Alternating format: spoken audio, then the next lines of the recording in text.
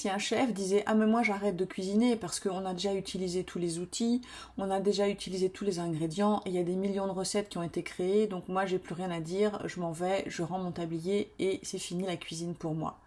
Et bien, il y a des personnes qui s'empêchent de créer au nom de ça, qui se disent, il y a des écrivains qui ont écrit tellement de chefs-d'œuvre, il y a des peintres qui ont peint tellement de chefs-d'œuvre, que moi je suis vraiment petite et insignifiant à côté de ça, et je n'ai pas ma place en fin de compte. Mais c'est faux, parce que la créativité, c'est quelque chose qui est extrêmement personnel, et ce que vous allez dire, personne d'autre ne pourra le dire à votre place, parce que vous avez votre caractère, votre personnalité, votre passé, votre histoire, et que c'est tout ça qui va rentrer en ligne de compte au moment où vous allez vouloir exprimer votre créativité. Donc ne vous interdisez pas de créer parce que d'autres l'ont fait avant vous. Vous avez des choses à dire, et même si c'est de petites choses, même si ce que vous allez dire ne va toucher qu'un petit cercle, eh bien on ne sait jamais. On ne sait jamais l'influence que ça va pouvoir avoir sur d'autres personnes. Peut-être que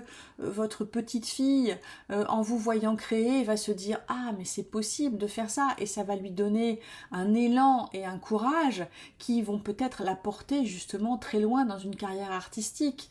Si vous avez envie d'écrire, eh bien écrivez, parce que peut-être que vos mots vont réussir à consoler quelqu'un, à aider une personne à traverser un moment difficile. On ne sait jamais quel effet ça pourra avoir. Et à la limite, on ne doit pas s'en préoccuper. Mais on doit juste être persuadé que ce qu'on a à dire, c'est important parce que ça va toucher d'autres personnes. Et la création, c'est ça. C'est un langage, c'est un mode d'expression qui est tourné vers les autres et qui va nous permettre de toucher d'autres personnes.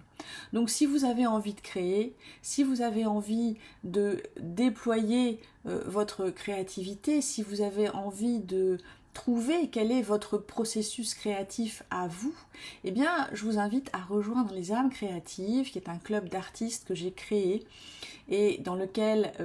j'applique une méthode qui repose sur 3 piliers pour aider les personnes à maîtriser les techniques et les principes artistiques, pour développer leur confiance en elles et en eux, et pour avoir la bonne attitude par rapport justement à tout ce qui est communication et transmission et expression. Voilà, je vous donne rendez-vous les 21 et 22 janvier pour un atelier en direct qui vous permettra de découvrir comment je travaille et les âmes créatives.